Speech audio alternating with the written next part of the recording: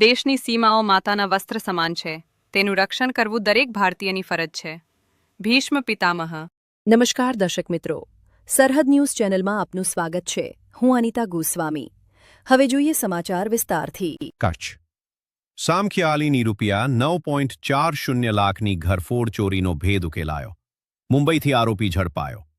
ઘરની પુત્રવધુએ જ કૌટુંબિક ભાઈ સાથે મળીને ચોરીનો પ્લાન બનાવ્યાનો ઘટસ્ફોટ.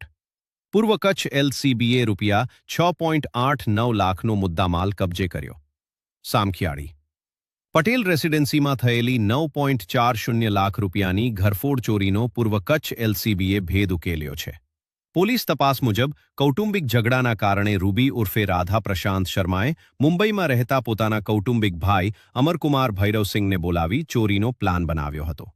એલસીબીના પીઆઈજેએમ વાળા અને પીએસઆઈડીજી પટેલની ટીમે વસઈ મુંબઈથી અમરકુમારને ઝડપી રૂપિયા 6,89,100ના સોના ચાંદીના દાગીના સહિતનો મુદ્દામાલ કબજે કર્યો હતો.